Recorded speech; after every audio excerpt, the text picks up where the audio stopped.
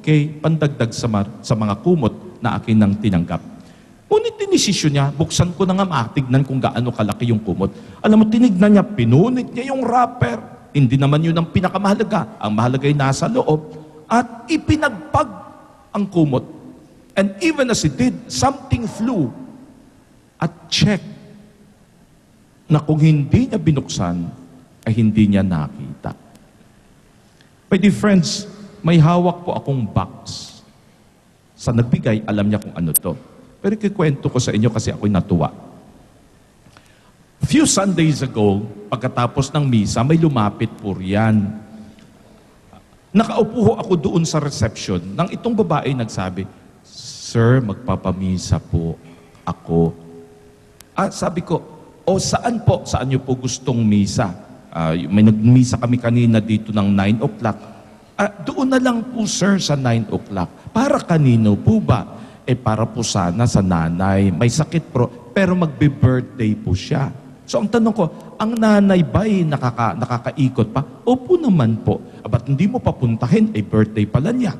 Let her come to the mass at 9 o'clock at pagkatapos, i-pray over natin pagkatapos ng misa. Na gano'n na may matuwa ang nanay.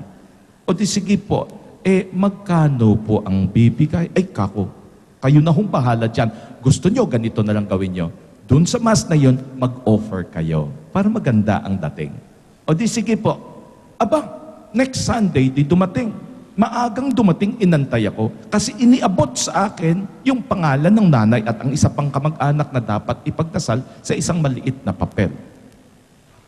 Magkukumpisal si Father Mario, sabi ko, papel, hindi man lamang ginawang envelope. Sana nalagyan kahit 50 pesos. Ganun ang aking joke. Ito na. In-announce naman natin sa misa. Pagkatapos ng misa at naglapitan ng mga tao, nag-bless ako sa mga children, itinulak nila ang nanay naka-wheelchair.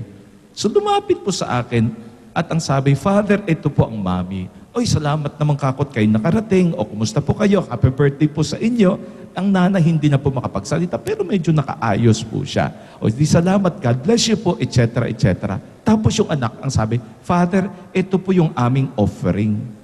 So tinignan ko, pinisil ko naman. Panyo. Sabi kong ganun, kasi malambot-lambot. So, hindi ko naman itinabi. Nag-ayos kami, naglakad kami, kumain kami. And then finally, sabi ko, nga pala yung box, buksan ko nga. So binuksan ko yung box. At pagkatapos ng binuksan ko, tinignan ko, ano ba kako ito? Ano ba itong basurang to? So tinignan ko at binuksan ko uli. Ano ba kako basurang ito? Ganito ang dating. Sabi ko, ano ba to? At nang binuksan ko, doon ko nakita sa loob kung ano ang ibinigay nung matanda. Ibinulsa ko na baka mahulog. So nang binuksan ko, natulala ako. It's a ring with 66 diamonds. Siyempre, ang unang tanong, tunay kaya ito? Baka naman puwit ng baso lang to. So tinawag ko si Lisa Reyes at pagkatapos ang sabi ko, "Lisa, tignan mo nga dyan sa mga pawn shop dyan sa labas, sa mga bilihan. Sabihin mo na lang pasilip mo." Dalawa ang pawn shop na kanyang pinuntahan. At nang pinuntahan niya, ang sabi, unang tingin, "Ma'am, tunay po naman yan." Alam niyo mga kapatid, tatlo pwede ang maging reaction ko Ang unay, sasabihin ko, "Wow, ang ganda ng diamond." At talagang napakaganda po. Pag pinakita ko po sa inyo mamaya, pero bilang na ang diamond, baka mawalan ha. Alam nyo, ang ganda ng pagkagawa, antigong singsing, ang unang pwedeng maging reaction ko ay sabihin, "Wow, ang ganda. Sobra na bang ang binigay?" Ikalawa, siyempre, magpasalamat ako. "Wow, dapat talaga ako magpasalamat." Ang ikatlong reaction ko pwedeng tanungin, "Bakit naman singsing lang? Asa na mga earrings?" Mga kapatid, we will not be able to appreciate the gift that is Jesus until we unwrap the gift.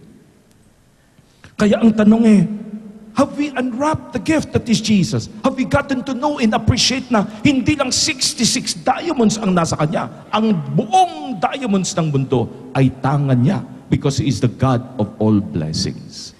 Have we truly appreciated that the Father has decided to give us the gift ever, the best that there can be na pwedeng ibigay sa atin? Ang ating kaligtasan, ang kapayapaang Kanyang ibinibigay.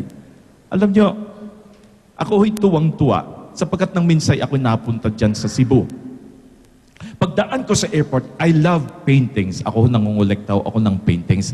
And kahit paano, nagjujur-jur din ako sa mga painting contest sometimes sa GSIS. And I see how beautiful paintings could be. I passed by a gallery in the airport of Cebu and I saw one na napatitig talaga ako. Sabi ko, wow, ang ganda. Alam niyo kung ano yung painting? Mary, na nakayuko at talagang dikit na dikit siya doon sa kanyang pinoproteksyonan na parang tinatakpan pa niya ng kanyang balabal. At yung kanyang tinatakpan, nakaupo sa isang bilao. And then you see two doves trying to open the veil of Mary, even as Mary unwraps before us kung ano yung nasa bilao. Ang baby Jesus. And it is a beautiful way of presenting to us the gift that we all should receive. And you know, tuwang-tuwa ako doon sapagkat even as Mary almost protects the child, ang isang kamay ni Jesus nakatat sa kanyang pisngi, the relationship between mother and child.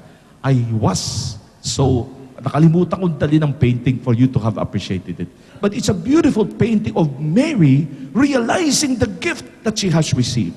But she receives it beautifully by declaring herself a handmaid.